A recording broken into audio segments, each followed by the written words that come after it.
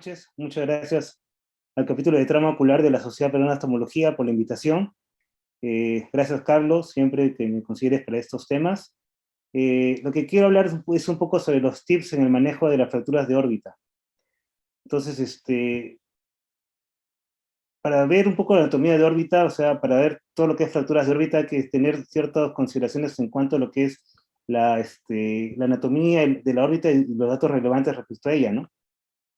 Entonces, es importante, por ejemplo, ver la parte de anatomía del tercio anterior del borde orbitario, ver lo que es gruesa, ver qué es la parte cortical, ¿no? Ver la parte del tercio medio de la pared orbitaria, que esta es delgada, que está propensa a las fracturas, es donde más vamos a ver este tipo de compromisos por fracturas de órbita.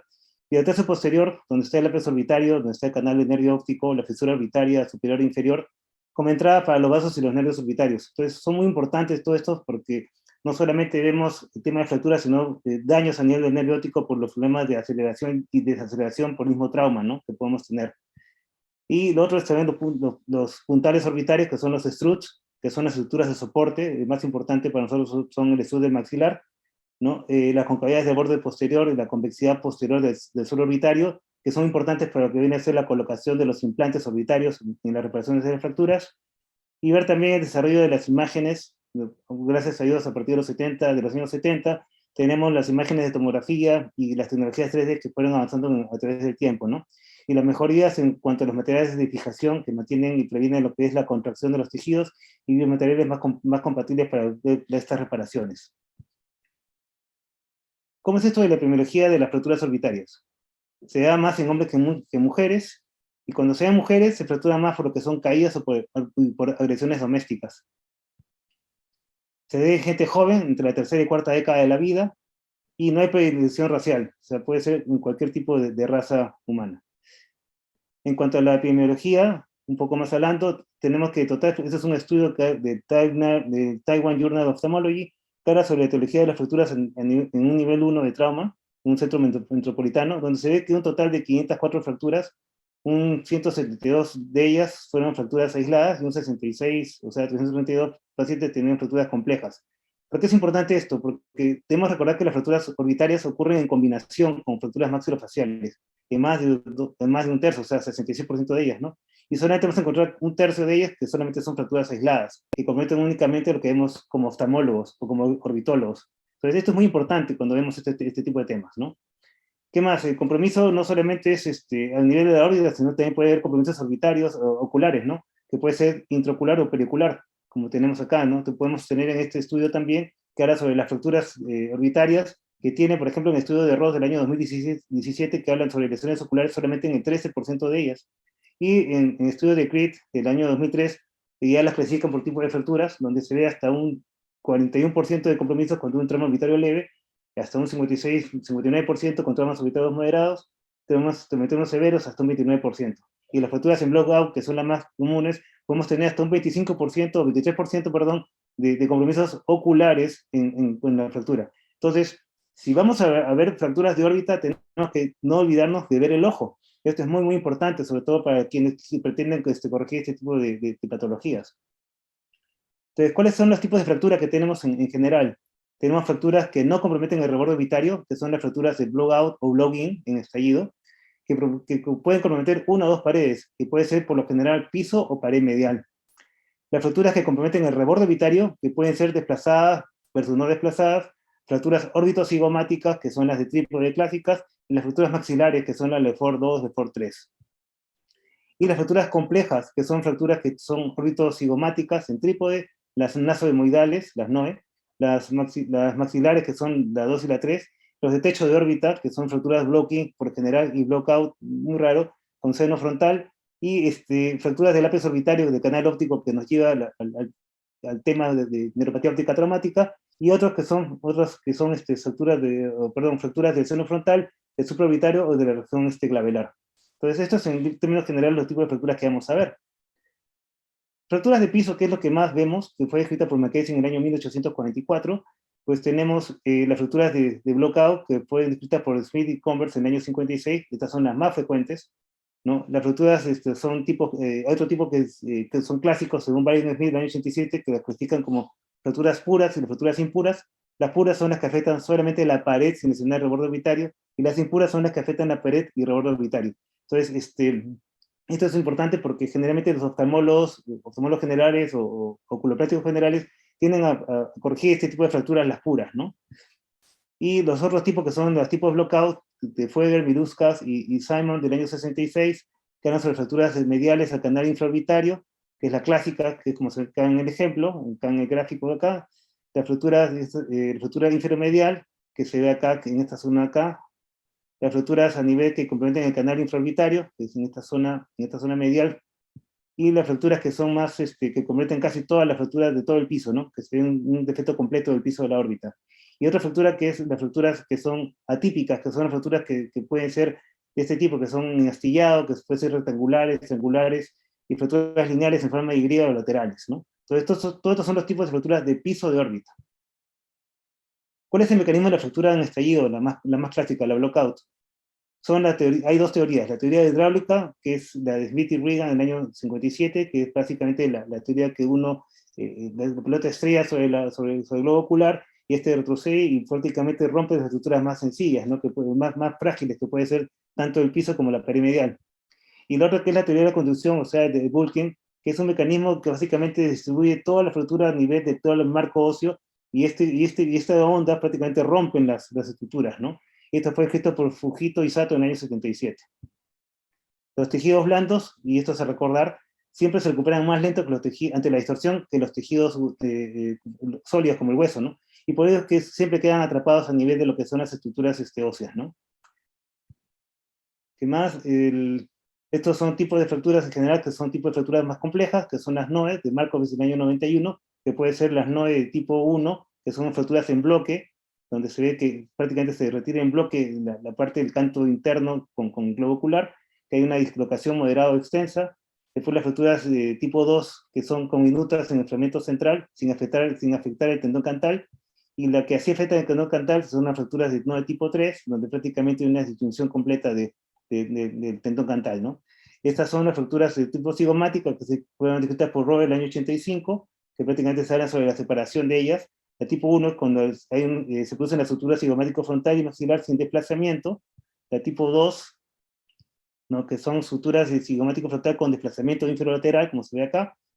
La tipo 3, que debería ser 3A, se ve que hay a nivel de la sutura cigomático maxilar con desplazamiento inferolateral.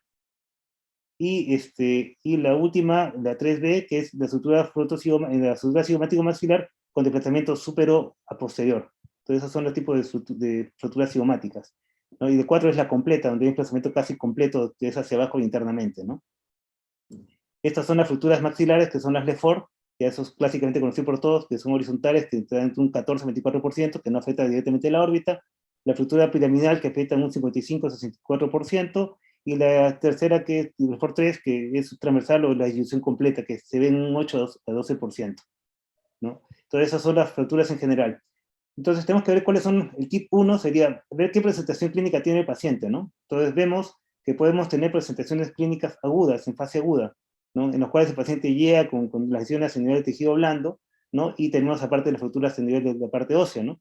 Podemos tener dolor, visión borrosa, podemos tener además equimosis periorbitarias, proctosis y edema periorbitario, podemos tener epistasis ipsilateral, podemos tener crepitantes por el enfisema que se produce subcutáneamente por la fractura de la pared medial, ¿no? Podemos tener existencia infraorbitaria en el área malar, que se ve hasta un 70%, obviamente las lesiones a nivel de tejidos blandos, y la palpación aumenta de la presión orbitaria. Cuando sucede esto de la presión orbitaria, tenemos que tener mucho cuidado, aquí te lo voy a comentar.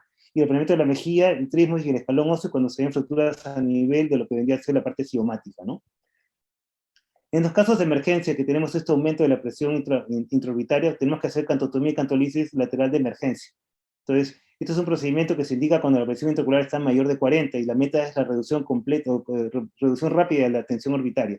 Entonces, esto se realiza con una manera, tenemos que ir hacia el canto lateral y cortar primero el tendón cantal lateral de forma horizontal, y posteriormente hacemos la cantolisis. Esa es cantotomía, y la cantolisis que prácticamente hacemos el corte de uno de los segmentos del tendón lateral, ¿no? Con eso podemos liberar mucho el párpado inferior de tal manera que la compresión orbitaria se libera. La otra maniobra cuando se produce una fractura de pared medial sería la maniobra de Lindbergh, que básicamente se trata de llegar con una jeringa de 20 cc más o menos para poder inyectar, poder sacar el aire que podemos encontrar en la órbita. Es una maniobra un poquito difícil, ¿no? Pero a veces es importante tratar de realizarla para evitar justamente la neuropatía óptica traumática, ¿no? O compresiva en este caso, ¿no? Entonces, proviene de lo que es el síndrome comportamental, mantiene la oxigenación del nervio óptico y mejora o preserva la visión. Entonces, presentaciones que son ya inflamatorias posagudas, son pacientes que ya pasan un poco más de días, y se puede ver edema, infiltración de los tejidos que marcadamente se resuelven, ¿no? Podemos ver diplopia en el 100% de los pacientes y restricción al movimiento ocular entre un 40% de los pacientes en la parte inferomedial. Podemos tener en oftalmo, que es el ojo hundido, o un nivel mucho más bajo, si la fractura es mayor de 4 centímetros cuadrados, que es un 80% de la órbita, y cuando es más de 2 milímetros, ¿no? Entonces, acá hablamos de oftalmos que pueden ser de leves, moderados o severos. Los leves se refieren entre 1 o 2 milímetros, los moderados de 3 a 4, y los severos de más de 5 milímetros.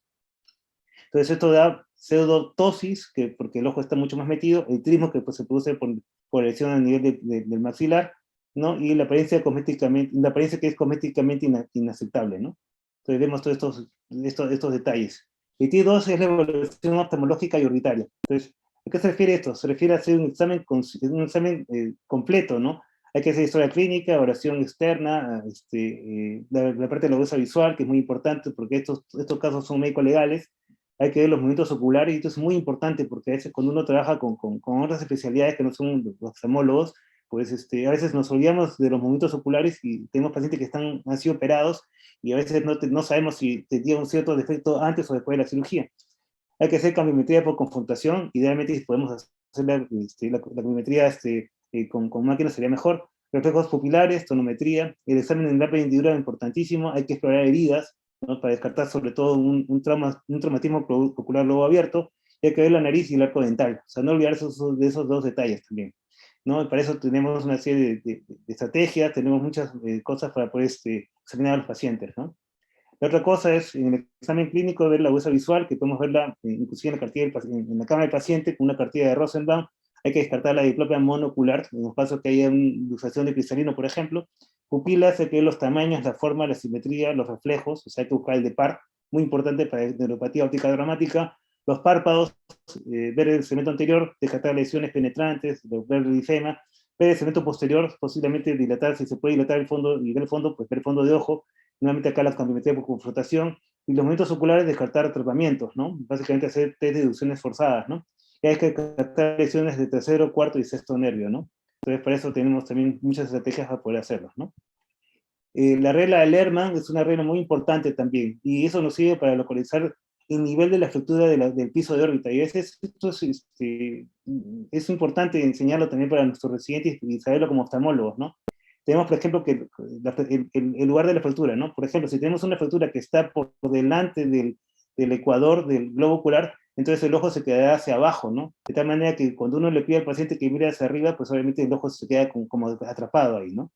Si la fractura está a nivel del ecuador del ojo, vamos a tener un ojo que está estático, que no se mueve. Cuando uno le pide al paciente que mire hacia arriba, de frente y hacia abajo, el ojo permanece prácticamente en la misma posición. Entonces, sospechamos que la fractura de piso de órbita está a nivel del ecuador del globo ocular. Y esta es la más controversial de todas porque me ha pasado y siguen con los residentes, ¿no? Cuando la fractura de piso de órbita se produce a nivel posterior al eje ecuatorial, pues vamos a tener que el globo ocular se permanece hacia arriba, ¿no? Entonces, si al paciente lo hacemos mirar hacia arriba y hacia abajo, vamos a ver que el globo ocular está hacia arriba nomás, fijamente hacia arriba.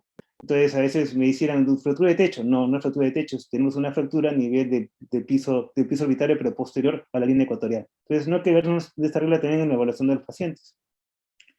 ¿Qué más hay? Hay que ver la exotometría de Hertel o la Nagel, que son importantes. ¿Por qué? Porque nos evalúa la cantidad de noftalmos que tiene el paciente, ¿no? Entonces, si los cantos laterales están presentes, usamos Hertel. Si tenemos una fractura que compromete el canto lateral, pues tenemos que usar la regla de Nagel, que prácticamente emplea los dos, el borde reorbitario superior e inferior, ¿no? Y hay que ver también radiografías de órbita para ver descartes de cuerpos extraños, intraorbitarios y otras fracturas, ¿no? Ecografía ocular para ver patología retinal o vascular, sobre todo fístulas carótido-cavernosas en pacientes que ya vienen con cierto tiempo de problemas y en lugar de noftalmo vienen con proptosis. tomografía de órbita para ver para hacer todo lo que son protocolos de órbita y macizo facial, y establecer lo que es las imágenes DICOM y la tecnología 3D. Entonces, todas estas cosas nos sirven para poder evaluar a nuestros pacientes. ¿Qué más? ¿Cuáles son las metas de manejo? El tip 3. La meta de manejo es, primero, es crucial la vida humana y la preservación visual. O sea, no olvidamos esto, el ABC es muy importante para ver que nuestro paciente que está con un trauma, pues tengámoslo posiblemente sin problemas posteriores, ¿no? Entonces, luego de ello vemos que hay que liberar el tratamiento del músculo, reparar la fractura. Otra de las cosas es mejorar la diplopia y restaurar la visión binocular. La otra es restaurar la forma y el volumen orbitario. Esto es muy importante porque no solamente es colocar un material que nos pueda corregir un piso de órbita o una pared lateral, o colocar mallas, o colocar otros materiales de osteosíntesis para poder reparar la fractura, sino la idea general es reparar el volumen orbitario. Eso está bastante claro en los últimos años ya, ¿no? Y mejorar la cosmesis. Entonces, esas son nuestras metas, ¿no? La consulta oftalmológica y multidisciplinaria debe ser precoz. O sea, no podemos esperar que pasen meses para poder solucionar una fractura de órbita, ¿no? Es muy importante. Y es importante también el manejo temprano de las complicaciones oculares después del trauma. Entonces, esto es un ejemplo de fracturas. Acá tenemos una fractura de piso de órbita, ¿no? Y cómo debe ser corregida. Es importante que cuando uno corrija, y antes de hablar de cómo se corrige esto, ¿no? de la fractura, cómo se coloca en el piso, tenemos que tener muy, muy en claro que para corregir un piso de órbita tenemos que poner una malla o una placa, ya sea de polietileno poroso, orientada de manera adecuada hacia el vértice orbitario, como aparece acá en la figura, ¿no? ¿Cuándo se indica la cirugía? Entonces, acá, cuando hay una diplopia mínima, cuando hay buena motilidad, cuando no hay enoftalmos o no hay hipolobes que no es significativo, pues no se opera, ¿ya? Entonces, ahí no sería una indicación quirúrgica. Entonces, tenemos que saber cuándo tenemos que operar. Entonces, ¿cuándo operamos? ¿Cuándo operamos si tenemos que hacerlo de inmediato? O sea, entre 0 y 3 días, es cuando tenemos lo siguiente. Cuando tenemos un oftalmo o un hipolobo temprano que indica una fractura total del piso, es para operar. Cuando tenemos una fractura en trampillas, o sea, un trapdoor de niños, o sea, esa fractura que se queda atrapado en el músculo y tenemos que el niño cada vez que mueve el ojo, pues entra en bradicardia, pues tenemos que operarlo, ¿no? ¿Ya? Y reflejo, bueno, ya lo mencioné, reflejo cardíaco no resuelto, ¿no? Esas son indicaciones de operar ya.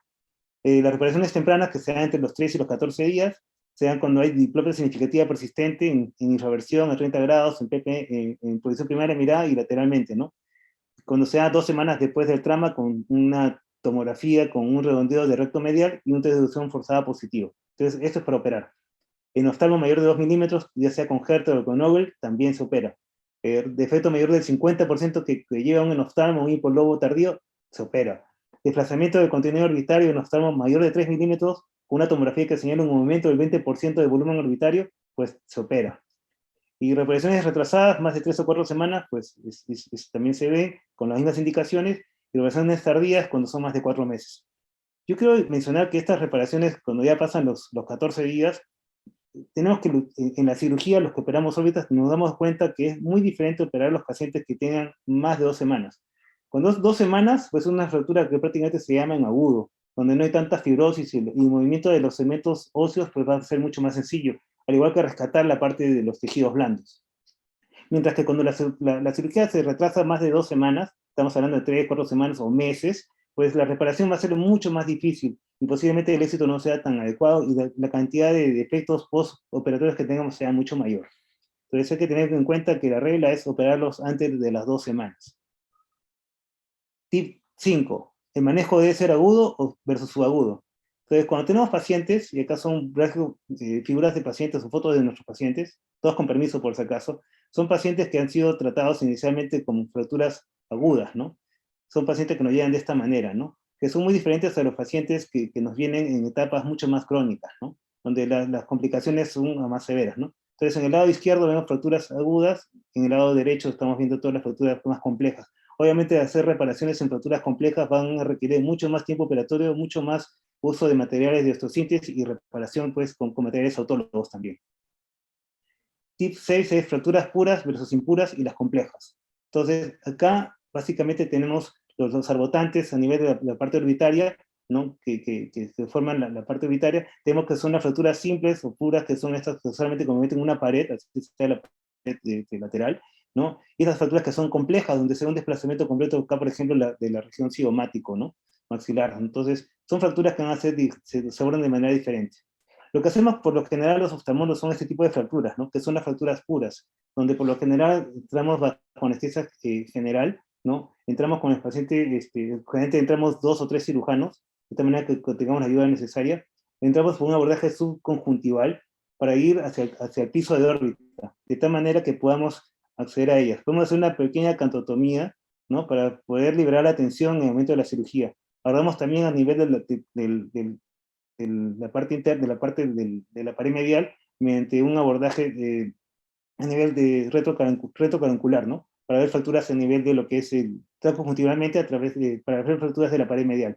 Entonces, mediante esta decisión podemos entrar muy tranquilamente hasta el piso de órbita, como vemos ahí. Con las tijeras vamos divulsionando los tejidos, no vamos cortando, estamos haciendo mucha hemostasia también, ¿no? Siempre vigilando el globo ocular también, o sea, hacemos presiones sobre la órbita, pero vigilamos, ¿no? Con una mediante las pinzas adecuadas, pues comenzamos a actuar sobre la órbita, vamos a cortar un poco el periodo también para ingresar hacia el piso de órbita. Lo importante es comenzar a reconocer las estructuras y comenzar a reconocer la fractura, ¿no? No es fácil grabar esta cirugía, es más fácil grabar una cirugía de catarata o una cirugía de párpados, ¿no? Pero grabar la parte orbitaria, pues es un poco más difícil, ¿no? Esta es una cirugía que hicimos en el Conde Valenciana, ¿no? En información, ¿no? De abordaje de piso, separamos la parte del piso con separadores y vamos accediendo hacia el piso de órbita, ¿no? Separamos la grasa y hay que secar con mucho cuidado, ¿no? Con mucho cuidado tratando de retirar todo el tejido que está atrapado en la fractura. Hay que reconocer el borde anterior de la fractura y el borde posterior. ¿Para qué? Para que podamos colocar el material de osteosíntesis de manera adecuada. Acá podemos emplear dos tipos de materiales, ¿no? Un material que puede ser un material que es más flexible, que es el polietileno poroso, ¿no? Que a veces a los maxilofaciales no les gusta mucho, porque el polietileno poroso para ellos como que se infecta, ¿no? Y eso podemos entrar en un tema de discusión en el momento de las preguntas, ¿no? Y ¿qué es ese polietileno poroso, como mencionamos ahí? O puede ser los materiales de mallas de titanio, por ejemplo, ¿no? Que son preformadas o que podemos preformar adecuadamente, ¿no? Pero esto lo colocamos en el piso de órbita, pero hay que ver muy bien lo que mencionaba en slides anteriores, de colocar la malla o colocar el polietileno poroso, tratando de cuidar el nervio infraorbitario, y aparte colocarlo de manera adecuada hacia el labio más posterior de la fractura. Colocarlo no es sencillo, ¿no? Porque a veces uno tiene que probar adecuadamente y ver, ¿no? Que esté adecuado, ¿no? En otros medios, bueno, acá en Perú podemos tener un arco en C, para poder intraoperatoriamente ver que realmente la colocación de la malla, la colocación de la placa de titanio, de la placa de polietileno poroso esté en su sitio, ¿no? Si está todo correcto, pues procedemos a cerrar, ¿no? Entonces, estamos viendo el cierre de la cirugía, ¿no? Es un ejemplo un poco largo, lo hemos hecho acá, pero para que más o menos vean cómo es esta cirugía, ¿no? Siempre manteniendo la hemostasia, todo, y después se cierra simplemente con suturas a nivel subconjuntivales, y va bastante bien, ¿no? Vamos a ver el cierre acá ahorita, vamos a adelantar un poquito. Y ahí vemos que la hemostasia está bien, probamos que está adecuado, nos estamos cerrando la parte de periósteo, y posteriormente cerramos la parte de conjuntival con solamente un punto, ¿no? Si hacemos lo mismo a nivel del canto interno, pues del canto medial, de la pared medial, pues hacemos lo mismo, prácticamente cerramos con un punto, no colocamos puntos, ¿no? Probamos nuevamente que el ojo esté bien, hacemos las 3 deducciones intraoperatoriamente, y si todo está correcto, pues terminamos la cirugía. Entonces, estos son resultados de pacientes operados acá, ¿no? Pacientes que se han colocado, en este caso fue una placa de polietileno poroso, ¿no? Acá se colocó, acá se ve el nivel de fractura, acá se ve a nivel de un corte sagital, se ve acá la fractura, y acá se ve esto de acá se ve como en negro, es la placa de polietileno poroso, ¿no? Estas son las imágenes en 3D para ver la posición de los músculos, que no hay ningún tipo de atrapamiento, ¿no? Estos son pacientes ya meses después, y esta es la imagen postoperatoria del paciente, de los movimientos oculares, ¿no? Cuando ya hemos terminado la cirugía, pues, ¿no? Y entonces, esto es el que tiene muy movimiento hacia arriba, ¿no? Y tenía un atrapamiento que no podía mover muy el ojo hacia arriba, una fractura más anterior, pues, ¿no? Del Ecuador. Acá vemos otro paciente, igual también fractura de piso de órbita, perdón, donde se colocó, no en este caso no se colocó politinio poroso, sino se colocó una malla de titanio, ¿no? Y acá tratamos de que llegue exactamente hasta al borde más posterior, ¿no? Pero una fractura bien posterior, ¿no? Pero acá tratamos de que llegue hasta este nivel. Estas placas de titanio no van libres, generalmente todas las colocamos con pernos, con tornillos, ¿no? Que son autoajustables por lo general, ¿no? Que son autorroscables, perdón, ¿no? Esto es todo del paciente, igual, también siempre evaluar movimientos oculares, ¿no? Movimientos oculares, igual, hacia la derecha, a la izquierda, hacia arriba, y abajo, ¿no? Generalmente ese queda un poco de nostalmo, ya que hay que referirlo, por más que reparemos el volumen orbitario, ¿no? Y eso se debe a que las fracturas de órbita pues, condicionan un consumo de grasa de la órbita, ¿no? Entonces eso siempre vamos a tener en nuestros pacientes, ¿no? Y hay que advertirles también. La siguiente. Planeamiento. Planeamiento puede ser en 2D o en 3D. Este planeamiento lo hacemos así hace ya desde el año 2010 más o menos, que comencé a trabajar coordinadamente con un amigo que hace cabeza y cuello, ¿no? Entonces, con esto agarramos la data que tenemos de las imágenes y lo que hacemos es un rediseño, ¿no? Diseñamos, analizamos, incorporamos, animamos, hacemos mediciones, imprimimos objetos, ¿no? Entonces, con todo eso, hacemos lo que llamamos el CAM y el CAD, ¿no? ¿Qué cosa es el CAD? Es lo que es el diseño asistido por computadora. Con ellos desplegamos software que hacen lo que es el diseño, hacen la creación y simulación de funciones. Analizamos los objetos, igual que lo hacen los ingenieros, arquitectos y diseñadores gráficos, ¿no? Para que uno pueda crear una interfaz con las computadoras y crear estas cosas, ¿no? ¿Qué creamos? Creamos dibujos en 2D y en 3D, para modelado 3D, perdón, ¿no? Y esto lo hacemos mediante programas como Materialize, Mimix, o lo hacemos con Invisalius, o lo hacemos con el Osiris, ¿no? Actualmente hay muchos más programas, ¿no? Y con eso hacemos lo que es el diseño. Y de manufacturado, que es la manufactura consistida por computadora, es el uso de estas aplicaciones con software para definir planes de manufactura para diseño de objetos. Igual se hacen programas para lo que son edición y sustracción de imágenes, la sustracción en la cual se implica el caso de eliminar material para que se pueda conseguir la forma deseada, y el moldeo, que es calentar el material y moldearlo de manera que podemos tener adecuadamente lo que queremos, ¿no? La edición, cuando se va creando capa sobre capa para una impresión 3D, ¿no? Entonces acá estos son ejemplos de cosas que tenemos. ¿Y de dónde salen todas estas cosas? Todo esto salen de las imágenes que obtenemos de los estudios de imágenes, ya sean tomográficos o de resonancia. De resonancia estoy hablando también. ¿Ya? Yo voy a explicar por qué ya si me preguntan. Pero lo que hacemos más en fracturas de órbita son tomografías, ¿no? Entonces, tenemos la imagen de los discos, y con estas imágenes creamos todas estas reconstrucciones, ya sea en 2D, que tenemos los cortes axiales, coronales y sagitales, y con ello hacemos la parte volumétrica, ¿no? Empleamos el término de voxel para crear la parte volumétrica, y podemos comenzar a trabajar ellos, ¿no? Hacemos los formatos de diseños de CAD, SLD y Object para poder hacer estas imágenes que vemos acá, ¿no? Por ejemplo, acá tenemos un paciente con secuelas de seno maxilar. Esto fue la primera paciente que operamos conjuntamente con mi amigo de cabeza y cuello, ¿no? Vemos una paciente que había sido operada con una malla de piso de órbita, un accidente terrible, pero la malla había sido colocada muy horizontalmente, ¿no? Entonces, ella se le hizo una proyección en 3D, se le hizo esto de acá se llama prototipaje, y con eso vimos las posiciones de las mallas, ¿no? Entonces, de una u otra manera, esto nos ayuda a poder tener físicamente lo que queremos planear. O sea, no solamente lo vemos actualmente, sino también lo planificamos de esta manera, en 3D, ¿no? Al inicio, cuando presenté esto, me decían muy caro, sí, ¿verdad? Que al inicio, en el 2010, era caro, pero actualmente es muy asequible, no cuesta ni $70 poder hacer todo este tipo de cosas, ¿no? Ya, entonces, estas son planificaciones que hicimos en esta paciente. Tuvimos que refracturarla, la cirugía duró 12 horas de cirugía, de verdad que fue una cirugía muy extensa, ¿no? Pero con toda esta tecnología de ver cómo reposicionar todo, pues pudimos mejorar la parte estética de esta paciente, ¿no? Entonces, estos son gráficos de todo lo que hicimos con esta paciente, toda esta planificación.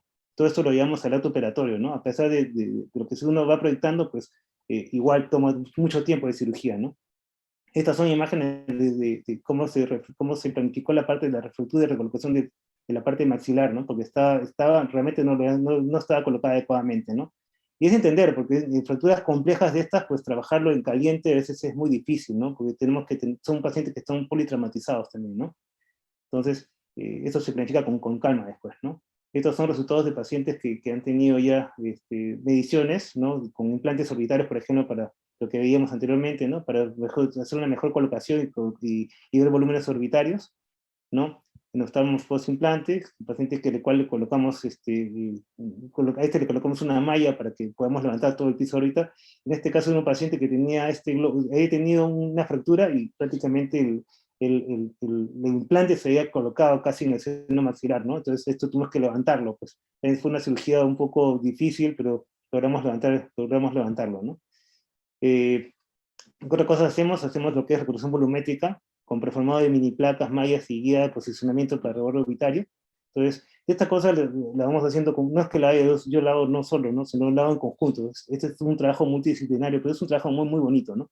Entonces, hacemos todo esto para poder corregir los defectos de nuestros pacientes, ¿no? No son cirugías sencillas, ¿no? Pero hemos logrado mejores resultados cuando hemos trabajado de esta manera, ¿no? ¿Qué otra cosa hacemos con esto? Hacemos estereolitografía, que es lo que mencionaba, hacemos modelado por posición fundida, hacemos servicio de lo que es sintetizado láser selectivo, y los procesos en 3D de polvo, que son los que más se emplean, ¿no? Y con eso tenemos todo lo que es, básicamente, con estas máquinas, perdón, tenemos todo lo que es el diseño, ¿no? Porque no solamente trabajamos lo que es piso, ¿no? A veces hay reconstitución también de partes que se hayan perdido, pues, ¿no?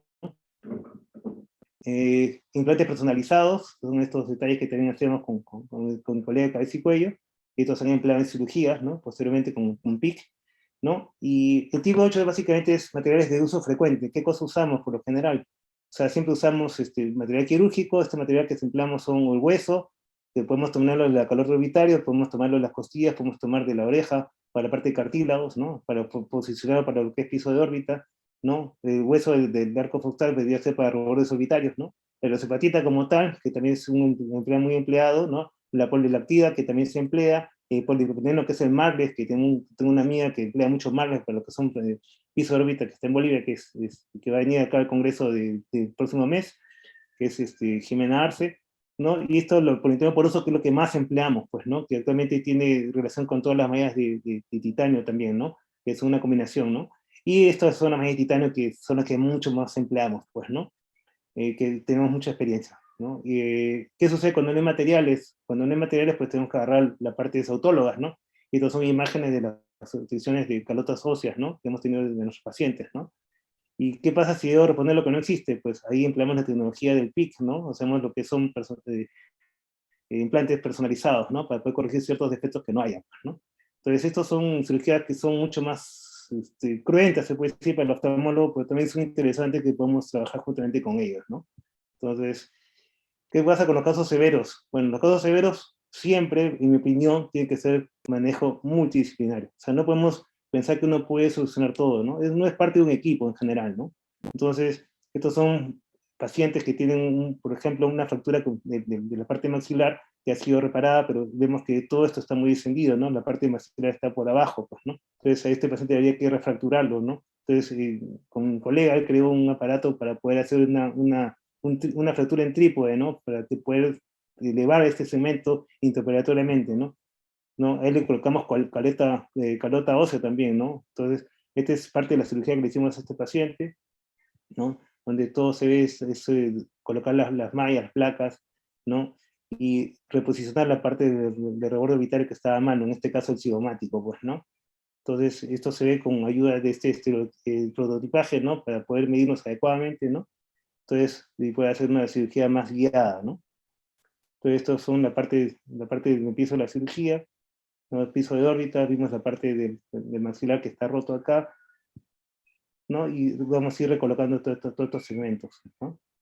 Entonces, abordajes Caldwell Look asociados, o sea, entramos piso de órbita y lo que es Caldwell Look, y también a veces hacemos frontoplastías, o la parte coronal también. Entonces, son varios tipos de abordajes que vamos a hacer combinadamente, ¿no? Entonces, todas son imágenes de cirugías, ¿no?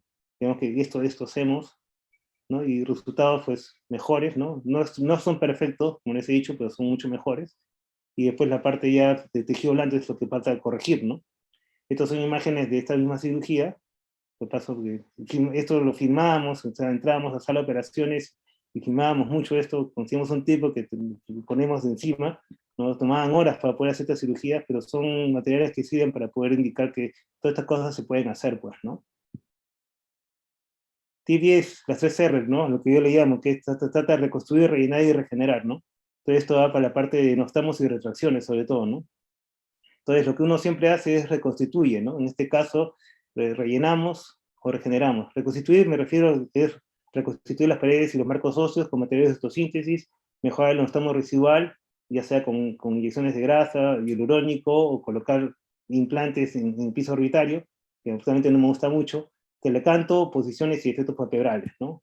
El rellenar consiste en reposición y orientación de volúmenes mediante mallas y láminas, rellenar o voluminizar con implantes porosos, evitar el uso de silicona, lipofilling, orbitario, rellenos con ácido hialurónico como mencionado, y regenerar, que es lo que se puede decir un poco nuevo, es favorecer la lipogénesis, ¿no? Con stem cells, evitar la fibrosis periorbitaria de postoperatoria, tratar lo que son cicatrices y la fibrosis, crear microtúneles con subcutáneos, ¿no? Con esto se llaman como ribotomías, para aplicar lo que son nanofats, grafts, con microcánulas, plasma fresco, rico en plaquetas, y otros como vitamina E y montelukast, que se emplean en estos casos para lo que es regeneración, ¿no? Entonces estamos hablando un poco de lo que es medicina regenerativa en estos casos, ¿no?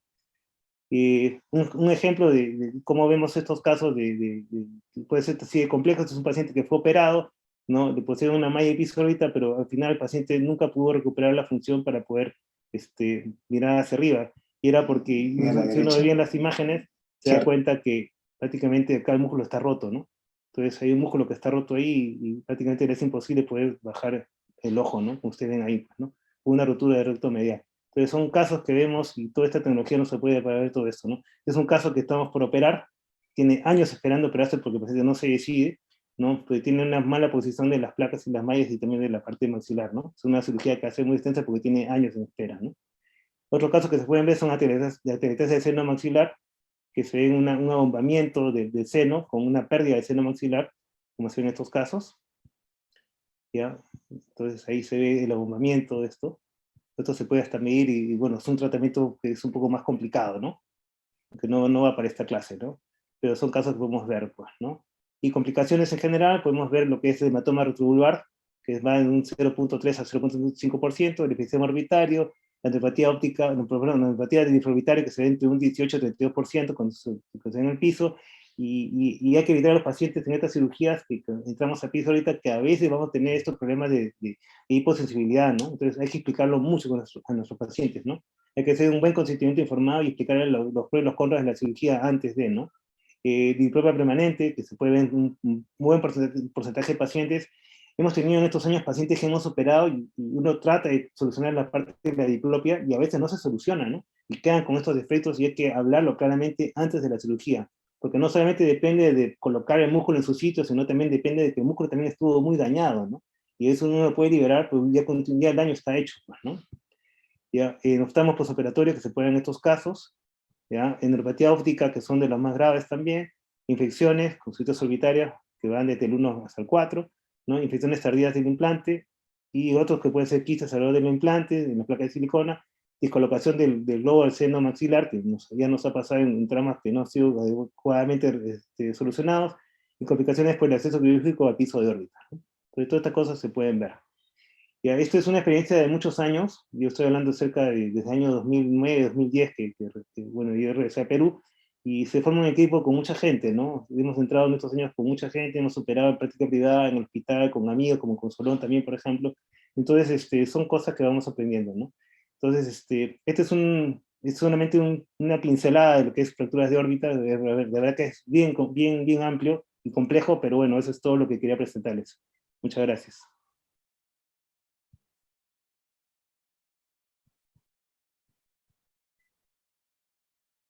Tremenda clase, Pepe. Bien, bueno, gracias. Oh, Un poco, tremenda clase. Te felicito.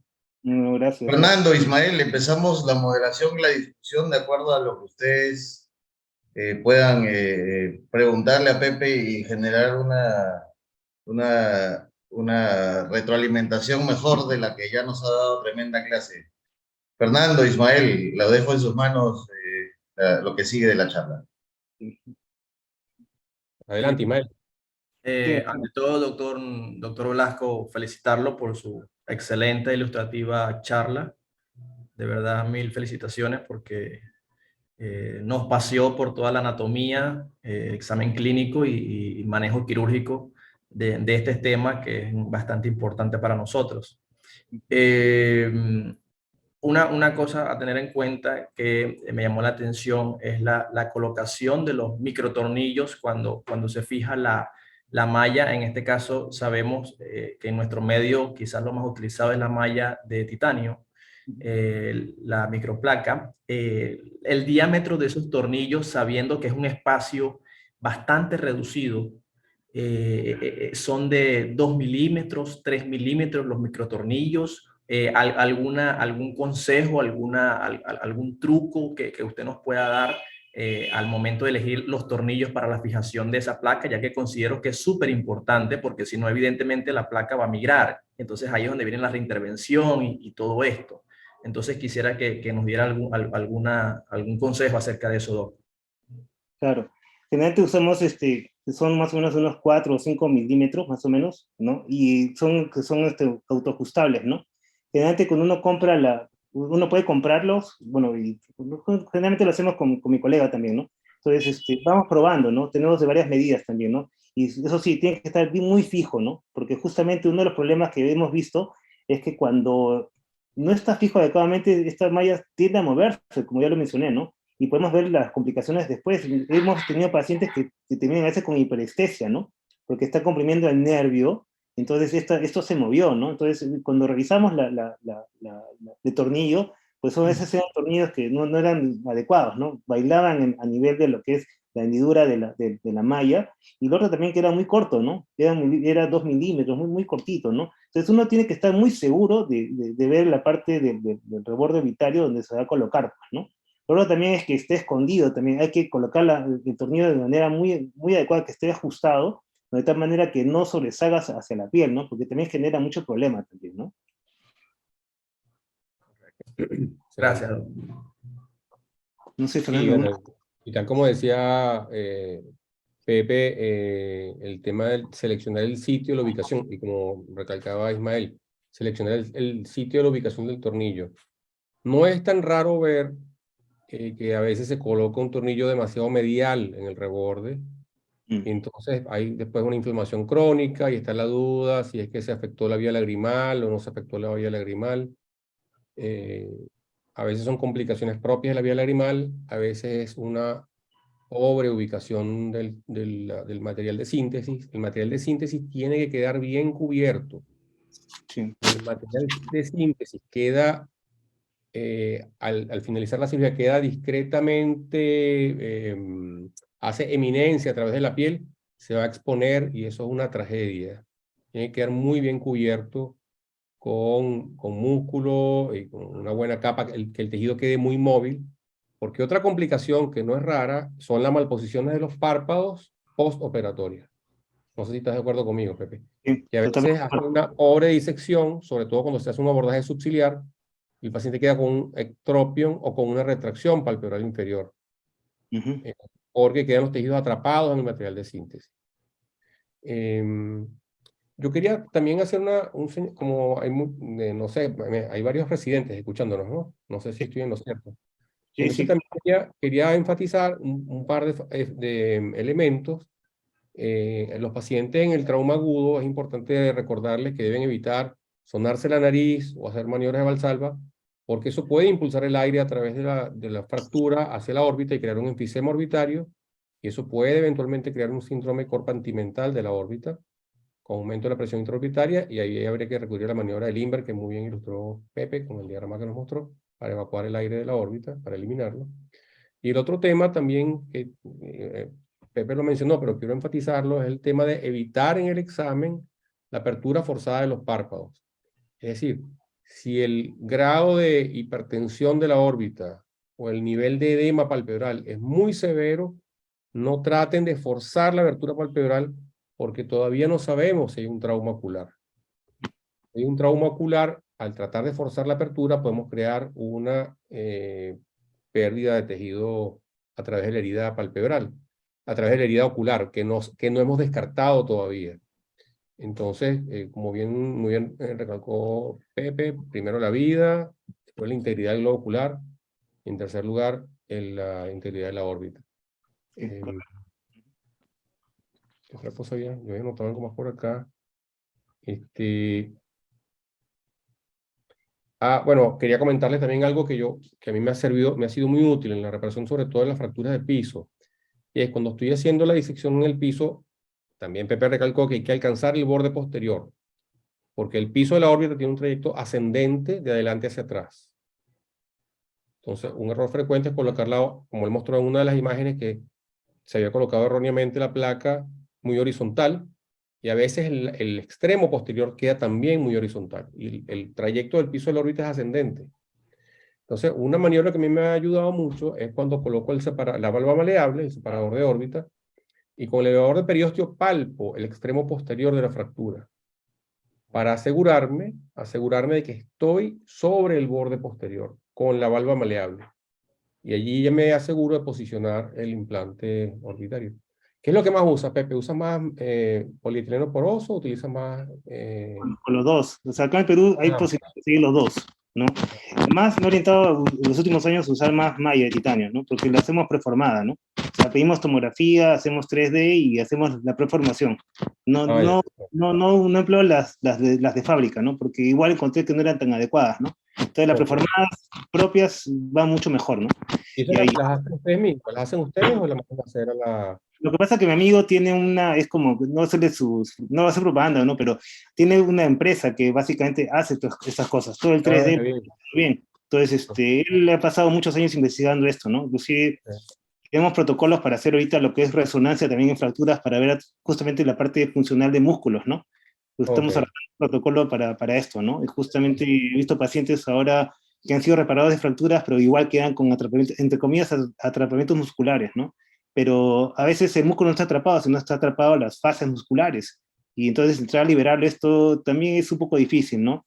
En Argentina hace poco mencionaban también que las fracturas agudas o muy agudas, y cuando había esta cantidad de fibrosis que puede ocasionarse en estas fracturas que son subagudas, aplicar corticoides, ¿no? Entonces, uno puede aplicar corticoides para mejorar un poco esto también, pues, ¿no? Antes de operar o posiblemente después de operar también, ¿no? Entonces, son cosas que van a irse modificando también para mejorar a estos pacientes en este sentido de la parte de motilidad, ¿no?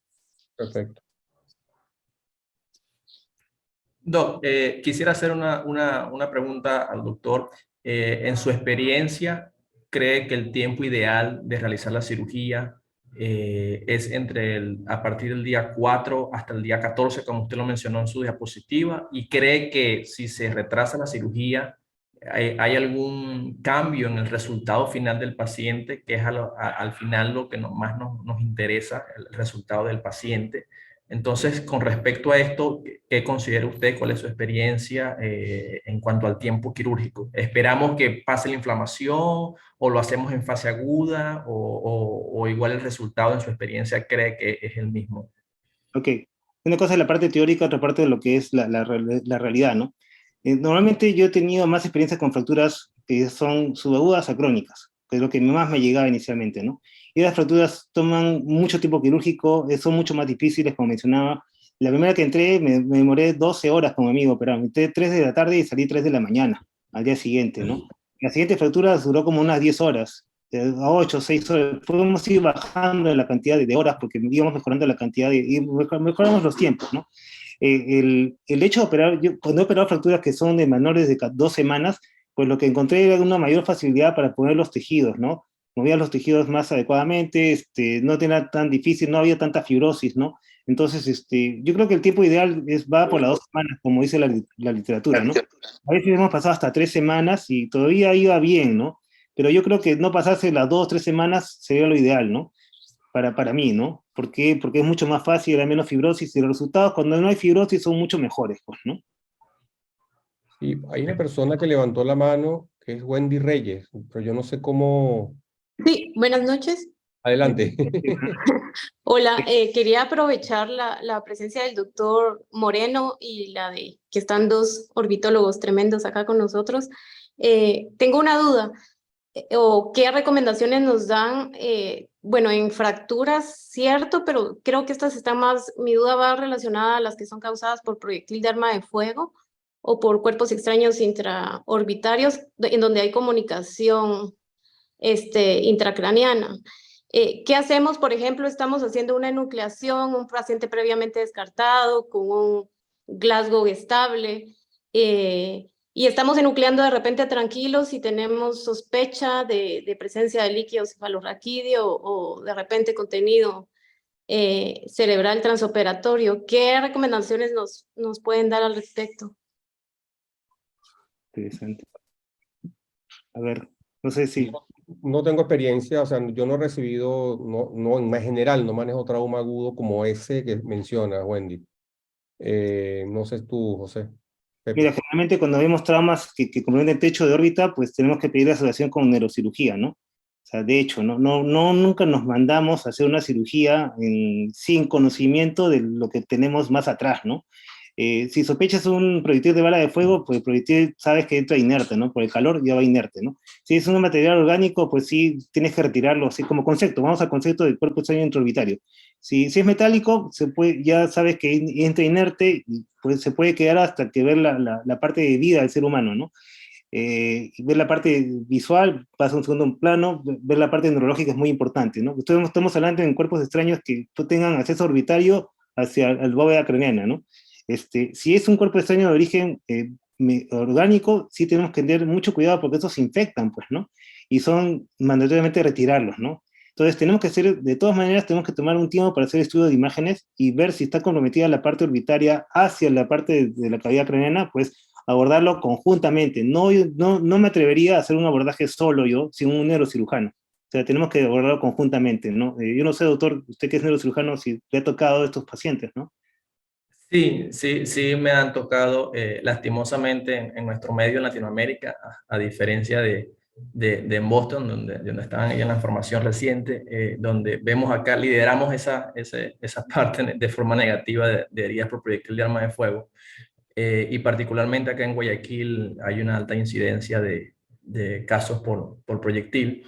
Entonces ahí lo que haríamos nosotros, si estamos frente a una fístula de LCR, con salida de parénquima cerebral, entonces ahí tendríamos que hacer una craneectomía bicoronal. Como bien dice el doctor, nos metemos en conjunto, ¿ok? El equipo de trabajo, oftalmología y neurocirugía, entonces por la parte de nosotros hacemos una bicoronal, un abordaje bicoronal, bajamos hasta el techo de la órbita, ¿ok? E identificamos bajo visión microscópica o ayudas de lupas microquirúrgicas de 5X aumento, identificamos el defecto dura madre porque es lo fundamental, porque por allí es que se está fugando el líquido y por allí es que se está fugando, en este caso, la corteza cerebral. Entonces podemos tapizar ese defecto dura madre con grasa, ¿okay? Autóloga, con algún tipo de tejido, y con algún sellante que tengamos en nuestro medio, en nuestro hospital, y entonces ahí procederíamos en conjunto con oftalmología y con maxilofacial a reparar la parte ósea, ¿okay? Hacer la reconstrucción, previamente haber hecho un estudio minucioso de los estudios de neuroimagen, a ver entonces qué malla tenemos que colocar, dónde tenemos que colocar los tornillos, y ya sería más la parte reconstructiva. Pero de inicio, hacer un abordaje bicoronal para reparar la fístula. Bueno, totalmente de acuerdo. Wendy, yo te resumiría en general. Las heridas por arma de fuego que yo he manejado, nunca he visto líquido cefalorraquídeo ni cerebro, porque, tal como dijeron los colegas, se hace una evaluación minuciosa, muy minuciosa de las imágenes. Y si hay una sospecha de compromiso intracraneal, absolutamente tiene que manejarse en conjunto con neurocirugía. Generalmente, la mayoría de los casos que me han tocado manejarlo en conjunto son casos donde el manejo se hace diferido, ¿ok? Porque si hay compromiso de parénquima cerebral, la órbita se puede esperar a que se resuelva el componente neuroquirúrgico. No hay, en general, los casos que me han tocado a mí no son casos que se manejan en forma aguda, que te va a aparecer de sorpresa la fístula o te va a aparecer de sorpresa porque se hace una evaluación previa y no es una sorpresa intraoperatoria. No sé si eso responde a tu pregunta, Wendy. Sí, gracias, doctores. Qué bueno. Perfecto. Hay dos preguntas más de Daniel Malaver, pero no sé cómo activarlo. ¿Cómo se activa? Ahí, doctor, ¿me escuchan? Sí, perfectamente. ¿Qué tal? Buenas noches. Sí, durante mi formación también en México, como fue lo de órbita, este, pude hacer manejos multidisciplinarios en un hospital de trauma y efectivamente, como dice el doctor Moreno, pues inicialmente, después de toda la evaluación multidisciplinaria que se hace, se entra, pero el orden del manejo pues es ese, es un abordaje bicoronal, se llega hasta la lesión, se llega a descubrir la fuga de donde se retira, se colocan pues los parches que son necesarios para cubrir toda esa zona y recién después de reparadas las fracturas ya se hace todo lo que es la parte orbitaria. Entonces, es muy poco probable que si manejamos pues a los pacientes de forma integral y adecuada, pues nos demos con ese tipo de sorpresas de fugas de líquidos pararraquídeo o de masas intracerebrales que no deberían haber en la órbita. Tener mucho cuidado con respecto a los materiales y los cuerpos extraños orbitarios. En algunos de estos casos también se comprometen o alguno de ellos causan algunas fracturas, como un paciente que tuve que tuvo un trauma con madera, se le introdujo madera y una de estas causó la fractura de la pared medial. Entonces, en una primera instancia, retirar los cuerpos extraños con mucho cuidado, dejar que el paciente se recupere, que desinflame para recién reparar la fractura. A veces, pues, queremos reparar de forma rápida a los pacientes, pero tener mucho cuidado porque, como dijo el doctor Velasco, en especial, por ejemplo, orgánicos como la madera, tienen o tienden mucho a infectar, ¿no? Infecciones por hongos, infecciones por bacterias, entonces tener un poco de cuidado, manejar antibióticos, antifúngicos y después ya una vez desinflamado, pues con mayor paciencia y menor inflamación, tratar de reparar las fracturas que se puedan tener. Muy Excelente. bien. Excelente, Daniel. Muy bien. El doctor Morera hacía una pregunta sobre sugerencia en reinserción de tendones en heridas palpebrales con lesiones de cantos. Y bueno, ahí yo creo que lo que priva principalmente si ha habido pérdida de sustancia o no. Como tip, Felipe, te puedo dar, por ejemplo, en el canto medial, cuando tienes una desinserción del canto medial sin arrancamiento óseo, y no está visible el canto medial, un tip que me ha resultado súper bueno es fijar el extremo medial del párpado inferior a los tejidos retrocarunculares. ¿Okay? El canto medial tiene una relación embriológica con el tejido retrocaruncular. Entonces no necesariamente vas a ver el tendón, pero si tomas los tejidos retrocarunculares y mediales, te das cuenta que hay una adherencia firme y ahí puedes hacer una reinserción cantal medial sin necesidad de disecar hacia la cresta lagrimal posterior, etc. Eso como tip con respecto al canto medial. Y con respecto al canto lateral, bueno, en general se puede manejar como una tira tarsal y en los casos en que hay pérdida de sustancia, hacer un colgajo de periósteo y reconstruir el canto medial lateral, el canto lateral, perdón. Sí, totalmente concuerdo contigo, Fernando, ¿no? Canto medial siempre es como lo más difícil para hacer una reparación. O sea, el que ve canto medial dice, caray, es casi, vamos a tener un poquito de más lata, ¿no? Más trabajo, ¿no? Pero sí, cuando la fractura es abierta, a veces si tienes material de osteosíntesis puedes colocar, siempre te dicen, coloca un tornillo, también puedes colocar un tornillo si que no hay una fractura de pared medial importante, o sea, que sí que no hay, ¿no? Pues la misma fractura te puede ayudar para poder hacer un hueco y poder hacer un clavijamiento también. O sea, lo puedes clavijar hasta con Prolene 5, Prolene 3, lo puedes clavijar, ¿no? Lo ideal sería de repente un tornillo, quizá, ¿no? El clavijamiento que va de lado de extremo a extremo, pues no, yo, de verdad, yo trato de evitar hacer eso ya no, a mí está en desuso, pero antiguamente lo usaban bastante, ¿no? Pero canto medial, como dice Fernando, los tejidos retrocarunculares tienen mucha, como memoria para la parte de canto. Entonces, si tú fijas hacia esa región retrocaruncular, pues sí, va bastante bien. Sí me he dado cuenta de eso también, Fernando, ¿no? En algunos pacientes va muy bien. Entonces, no quiero hacer tanta cirugía y a veces una cirugía muy larga hacemos solamente la sujeción y de verdad queda bastante bien, ¿eh? Solo para los casos en los cuales no ha habido arrancamiento del tendón cantal medial. Cuando hay arrancamiento del tendón cantal medial, hay que hacer lo que dices tú. Hay que hacer como dices tú, Pepe. Exacto. vendría a ser como una aplicatura, vendría a ser lo que tú mencionas. O sea, como una elongación del tendón por el trauma, entonces uno hace una aplicatura, ¿no? Que también está escrita y va bastante bien, pues, ¿no? Pero hay que tener cuidado con la vía larimal también, porque a veces podemos dañar la vía larimal en esos casos, ¿no? Pero después sí se puede hacer, ¿no? Con mucho cuidado, ¿no? Sí. Hay Cristian Perales, ¿cómo le hacemos para que pueda, ha levantado la mano, ¿cómo le damos? Así, Cristian, ¿estás ahí? No, ¿cómo vamos? Buenas noches, doctores. Ahí está. Sí. Excelente. Buenas noches. Primero, felicitarlo por la excelente charla, doctor José Velasco. No lo conozco personalmente. Le hablo desde Ica, Perú, y le he referido pacientes a usted. Yo soy cirujano de cabeza y cuello. Me enteré de esta charla y de verdad me pareció excelente el motivo para poder escuchar esta gran charla y hacer ese recorrido excelente que usted ha hecho, doctor, de toda la anatomía, el cuadro clínico y tratamiento quirúrgico de casos variados.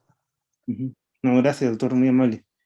Siempre es bueno poder trabajar con ustedes, ¿no? Yo trabajo con un colega que es Sergio Pimentel, ¿no? Y con él vengo trabajando años ya, son casi 12 años o 13 años trabajando con él, ¿no?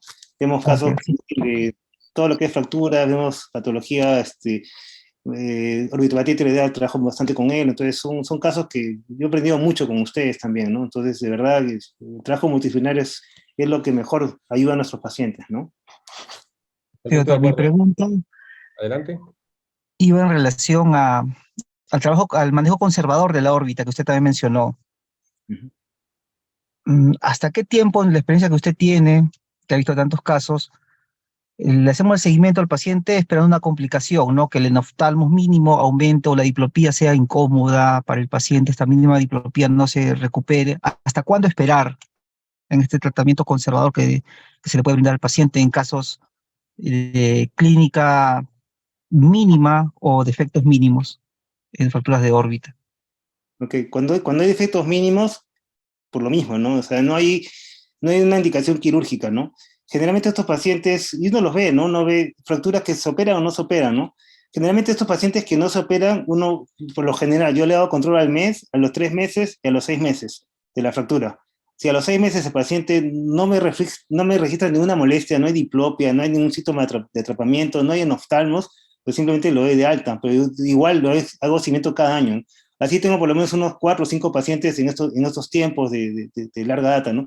Ha bajado un poco con la pandemia, ¿no? Pero son fracturas mínimas que no han sido operadas no son tantas, ¿no? Generalmente los que me llegan más también son las fracturas que son mucho más complejas, ¿no? Que ya han sido operados antes y hay que reoperarlos, ¿no? Pero fracturas mínimas que yo tengo controlando, pues no han sido tantos, ¿no? Y de verdad los que los tengo controlando, pues van bien, ¿no? Soy un poco ordenado y un poco de tomar fotos, seguimiento con estos pacientes, ¿no? Saben que los controlo en esos momentos, uno les explica cuando llegan a la consulta que tiene que tener un seguimiento largo y generalmente los cumplen, ¿no? Los 5 o 6 que tengo están cumpliendo su seguimiento y de verdad yo los controlo, los últimos ha sido hace como 2, 3 meses que he controlado al último que no he operado y está bien todavía, ¿no? O sea, el tiempo va a depender de qué tan grave puede ser este defecto, ¿no? Acuérdate que si uno puede tener diplopia, si es menos de 7 grados, medido con prismas, pues prácticamente no se trata, no es una microtropia nomás, ¿no? Y de verdad, el seguimiento es medidas de vista, controles, medidas, esas sonometrías son lo que nos ayudan a controlar a estos pacientes, ¿no? Y la clínica que ellos nos dan, pues, ¿no? Sí, de acuerdo. Otra cosa que quería comentar es que con lo que decías tú, Pepe, el tema del trabajo multidisciplinario y lo muy útil que es. Yo aprendí con los neurocirujanos, aprendí con ellos a utilizar los cotonoides para el manejo de la grasa orbitaria. La grasa orbitaria muchas veces es muy latosa intraquirúrgicamente. Entonces, utilizar los cotonoides, estos largos que utilizan los otorrinos también, por delante, entre el separador de órbita, la válvula maleable y los tejidos orbitarios, te ayudan, por una parte, cuando lo introduces con una pinza de bayoneta, por ejemplo, te ayuda a hacer disección Roma, te ayuda a mantener la grasa que ya lograste liberar del foco de fractura, te ayuda a mantenerla en su sitio. Es bastante útil. Y a veces, por ejemplo, cuando hay mínimo sangrado y no quieres utilizar tanto, utilizarla empapada en una solución con epinefrina, diluida, por ejemplo, una ampolla con 5 ml, te ayuda también al manejo, a evitar la cauterización excesiva, por ejemplo. Claro. O es el sangramiento que proviene del seno, que a veces es latoso también. Ahí es algo bien que a mí me ha resultado muy útil. En fracturas, por ejemplo, no usamos la combinación que siempre nos venden para emplear de anestésico, ¿no? O sea, no fracturas son con anestesia general, ¿no? Pero empleamos igual una solución de Klein prácticamente modificada para evitar justamente sangrados intraoperatoriamente, ¿no? Claro. O sea, mezclamos una ampolla completa, 0,2 de epinefrina, con una ampolla completa de silocaína sin epinefrina y 20 cc de cloruro, ¿no? Eso lo mezclamos en un bol y con eso inyectamos, ¿no? Nos va bastante bien, no hay tanto sangrado, pues, ¿no? O sea, podemos usar eso, ¿no? Y lo otro también que, bueno, para emplear las maleables, pues, hemos empleado hasta cucharas, ¿no? Bueno, mi colega tiene sus cucharas ya especiales para órbita, ¿no? Que inclusive cuando yo uso mi maleable dice, esto no me gusta tanto, ¿no? Pero es cucharas y la cuchara de verdad va bastante bien, ¿no? Bueno, hay un doctor también que es fan de las cucharas, que es el doctor Ebner, Roberto Ebner. Robert, sí. Es el mejor instrumento en la órbita. Es cierto. Sí, está bueno eso. Excelente. No sé si hay más preguntas o... ¿Cómo se ve preguntas? Bueno, yo creo que si no hay más preguntas, Sí, creo que no hay más. quiero agradecer Pepe, Fernando, Ismael, por haber estado presentes hoy. Ha sido una excelente charla, muy ilustrativa. Les doy las últimas palabras para despedida y muchas gracias. Gracias. No, gracias a ustedes. Ha sido un placer compartir con ustedes. Siempre un gran gusto. Y felicitaciones, Pepe, por tu excelente charla. Gracias.